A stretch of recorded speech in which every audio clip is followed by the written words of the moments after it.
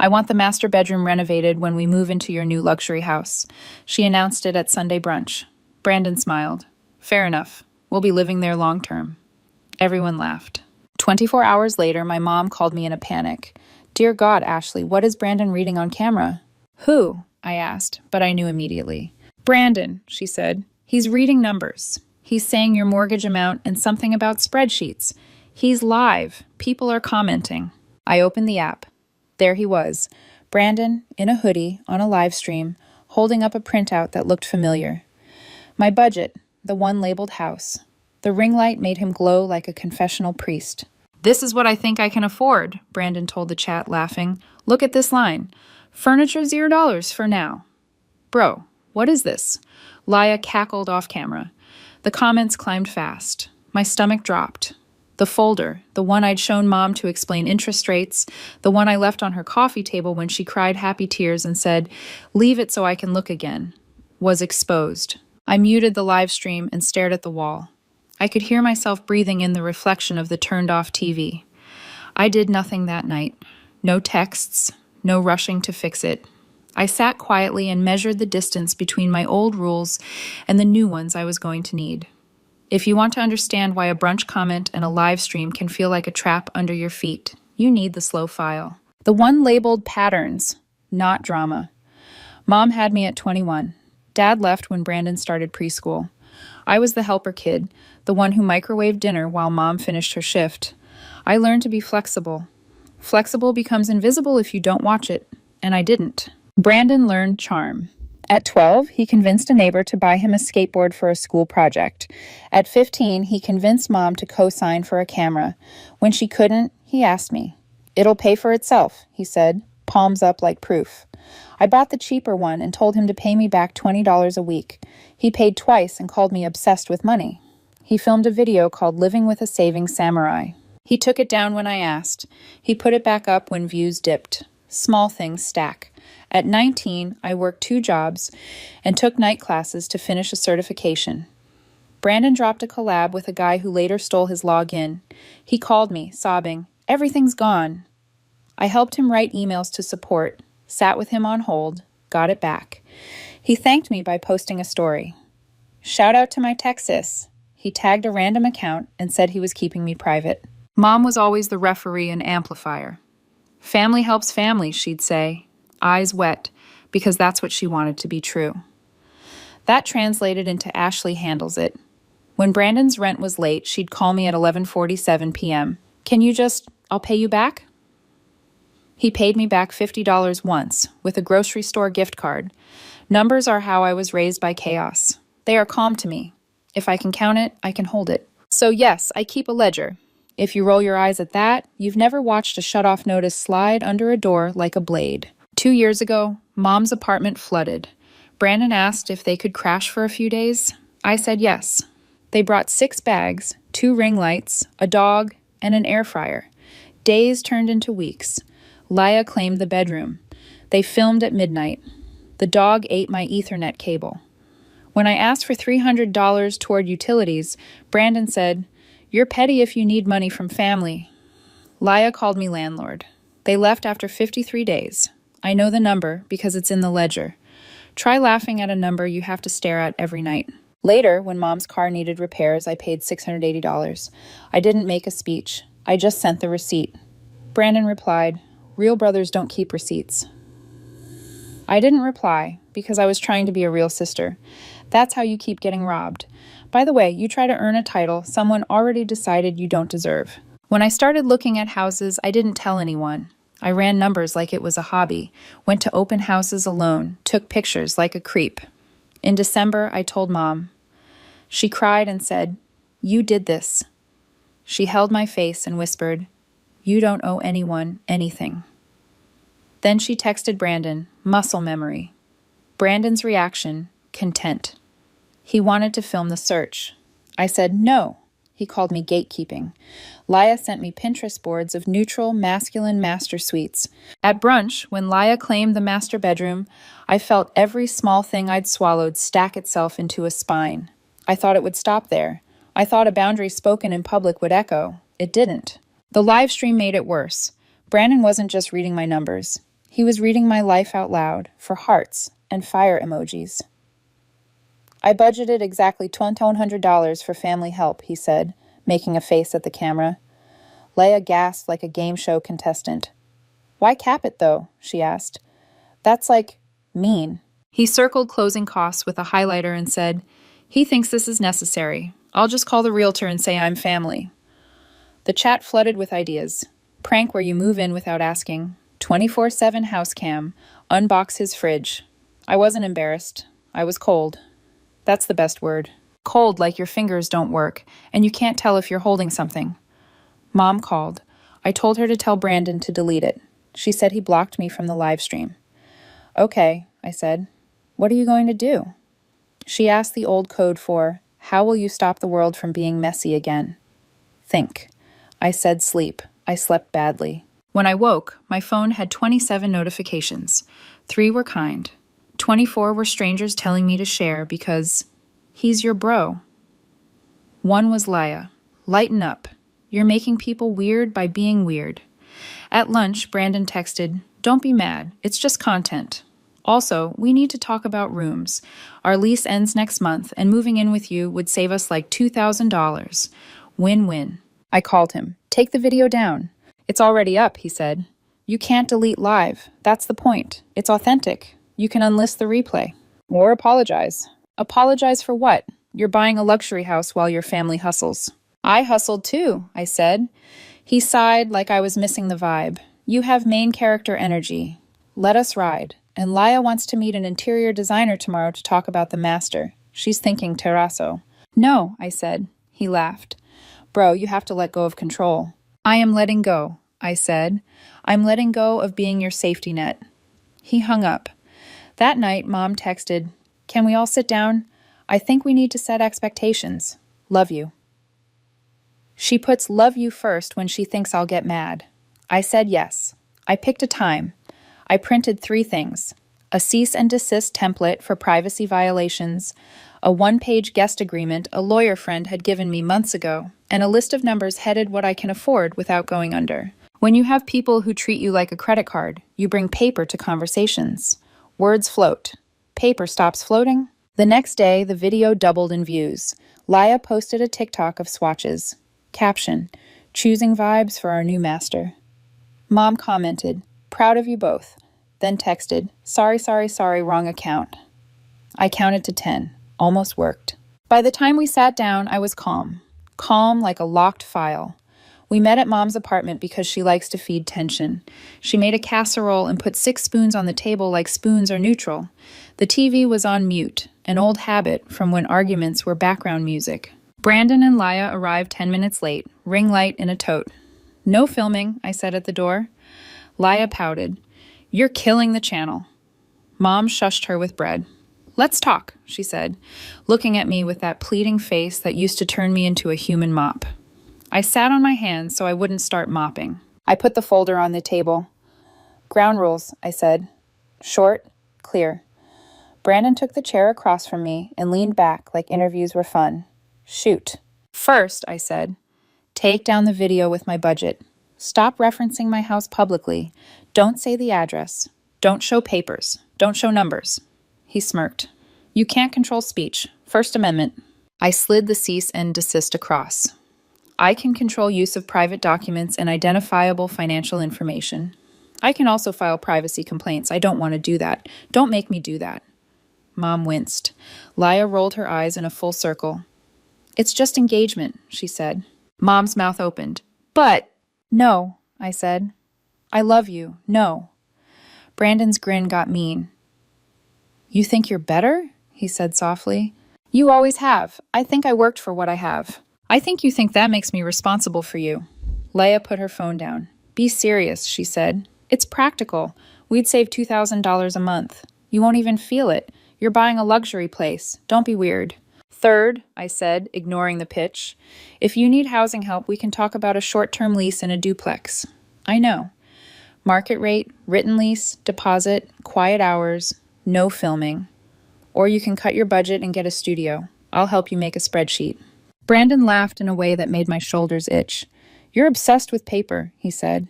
You don't care about people. I kept my voice low. Paper is how I protect people from me, so I don't resent them later. So I don't say yes and then bleed out in the bathroom because I can't afford what I promised. He blinked for a second, something like hearing move behind his eyes. Leia popped it with, "You're so dramatic." Mom tried a different door. "What about me?" she said small. "Could I stay sometimes if I'm lonely?" "Yes," I said. "Call me. We'll plan. You'll have a key. It's your own code. That's different." Brandon pointed. "Favoritism," he said, like he invented the word. "No," I said. "Boundaries based on history. You don't pay bills. You make content out of my life. You're not coming in." He went quiet. His jaw worked. The air thinned. He stood. "You're making an enemy," he said, "of your own sister." I stood too. "I'm making a line," I said, "between my life and your channel." Leia scoffed. "Okay, dictator," she said. "What else?" "Fourth," I said, sliding the one-page guest agreement across the table to Mom only. "Anyone who stays signs 1. It says things like 2 nights max and no recording devices. And if you break it, you fix it. It's not a trap. It's a map." Mom touched the paper like it might bite. "This is so official," she whispered. "I am official," I said, "with my life." Brandon knocked the folder with the back of his hand. "The paper's fanned. You're disgusting," he said. "You act like we're strangers. You act like I'm a wallet." I said, "I see counting because no one counted for me. And because you count on me to not count." Leia folded her arms. "We'll make our own money," she snapped. "We don't need your tiny little house. It's 2,400 square feet." I said, "Because I'm me." She made a face. Brandon grabbed his tote. "Don't call me when you need content," he said. "We'll be fine. I never called," I said. He went to the door. He turned. "You really think you're the hero?" he said. "You're just bitter because we figured out how to live." "I think I'm tired," I said. "And I'm done. This isn't about revenge. This is about closure." He flinched. He left. Leia followed, whispering, "Let him be broke with his spreadsheets." The door closed. Sound rushed back. Mom sat very still. She stared at the guest agreement. "I don't like this," she said. "I know," I said. "It makes me feel like I raised you wrong," she said, voice thin. "I raised you to survive," I said. "Survival looks like this." She nodded without looking up. "He'll be mad," she said. "He already is," I said. She put the paper down. "Can I still bring candles?" she asked. Ridiculous and perfect. "Yes," I said. "Please bring candles." The next morning, I emailed Brandon. Short, clear. Subject: no filming of my life, plus remove budget video. Body: these are my boundaries. Attachments: a real cease and desist drafted by an actual lawyer. I paid for it out of my family helpline item. A reminder that posting identifiable financial documents is a privacy violation, and a list of community resources for housing assistance because I am not a monster. He replied with a middle finger emoji. I replied with nothing. I packed my dishes in the stupid labeled jar. I picked up my keys. I drove to my closing and signed my name so many times my hand cramped. The pen had a weight I liked. The escrow agent said, "Congratulations." And I said thanks, minted in a quiet way that felt like standing in a doorway before stepping through. The first week in the new house was noise followed by unusual quiet. Movers in the driveway, plumbers, the builder doing a last walkthrough, pointing at things like it mattered. Then the door closed, and it was my house making house noises. Air conditioner hummed, wood cracked, ice dropping into the freezer like tiny avalanches. I slept on a mattress on the floor the first 2 nights. The island looked ridiculous without stools. I ate takeout sitting on a paint bucket and texted Mom a photo. She sent hearts. She sent "proud of you, kid." She sent a candle emoji. Brandon posted 2 more jabs. A short where he toured an IKEA bedroom set and titled it "Designing Ashley's Master for Free," an AQ, and a where he answered, "Would you move in anyway? He can't stop family." The comments were exhausting. Some people loved him. Some people called him entitled. He loved both. I filed the privacy complaint. The platform took down the live replay within 48 hours. I didn't announce it. I didn't send him a screenshot. I let the silence do the talking. He called me 10 times in one day. I picked up on the 11th. "You really think you can censor me?" he snapped. "I think I can protect my private information," I said. "You're a snake." "Mom is crying. I saw her yesterday." "We ate soup. She has a key." "Wow," he spat. "So I'm the villain and she's your wife now. I'm hanging up." I said, "I'll talk when you're not performing." He was still talking when I did. Laya posted a story of her throwing paint swatches into a trash can. Caption: When family blocks your creativity, she tagged me. I used the block button and felt 20 pounds lighter. Mom visited on Sunday. She brought lasagna and a bag of random things she thinks belong in all houses: a first aid kit, duct tape, 3 tea towels with lemons on them. She walked through the rooms like she was in a museum where touching is allowed. It echoes, she said, clapping once, like she could test happiness with sound. It'll fill, I said. In the kitchen, she put the first tea towel on the oven handle, and I almost cried.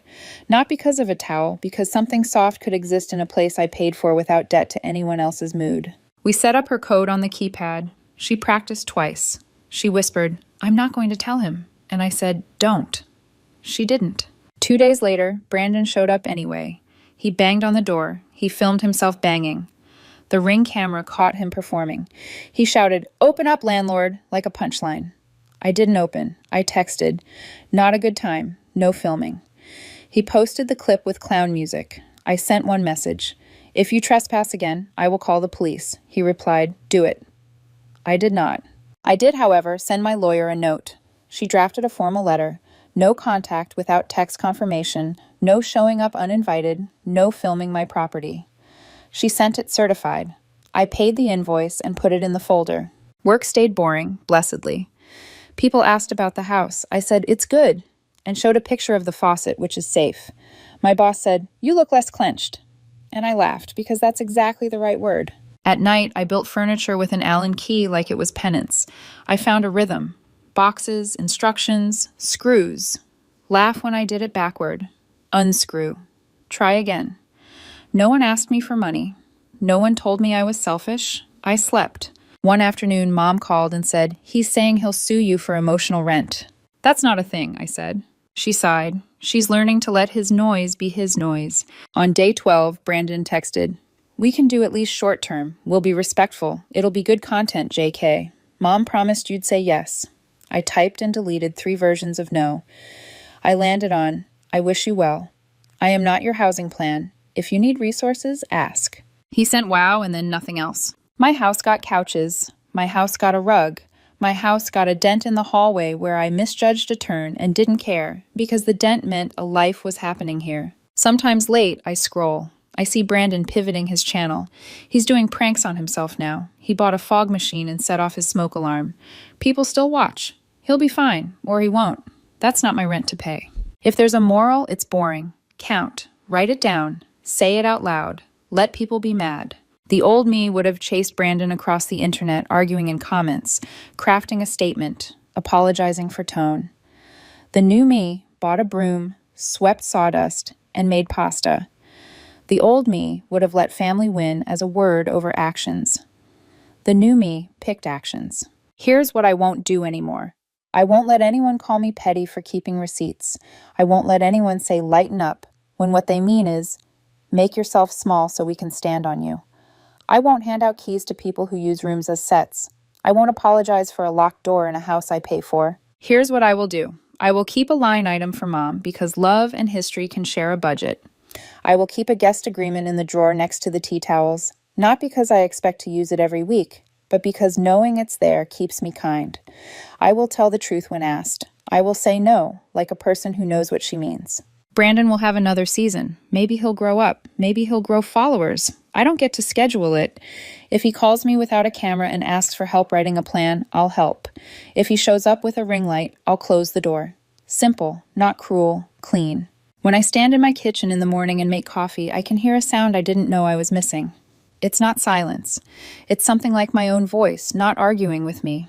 It says, "Good job." Sometimes it says, "You did that." It says, "You can stop checking your phone." Mom still texts too many emojis. She still brings candles. She still slips and says "we" when she means "you." I correct her gently. She corrects herself. We're learning. On moving day, I found the old jar with the stupid label. I put it on a shelf in the pantry. It's empty now. I left the label on anyway, not as a joke, as a receipt. This isn't about revenge, I told Brandon. This is about closure. It still is. It's also about something bigger, something less dramatic and more useful. Being a grown woman who understands that no is not a crack in love, it's the frame. If you're the Ashley in your family, here's your permission slip. You don't owe anyone the master bedroom in a house you haven't even slept in yet. You don't owe the internet your budget. You don't owe content. You can decide what goes where, who goes where, and when they leave. You can be generous without being a doer. I'm going to buy stools this weekend. Maybe I'll pick the expensive ones. Maybe I'll wait. Either way, I'm the one deciding. That's the luxury, not the island, not the square footage. This is the choosing. The lock clicking at night, the clean line, the quiet that isn't empty. Closure sounds like a code beeping green. It looks like a guest towel folded once. It feels like not bracing. No revenge, just closure. And a door that opens to people who knock without a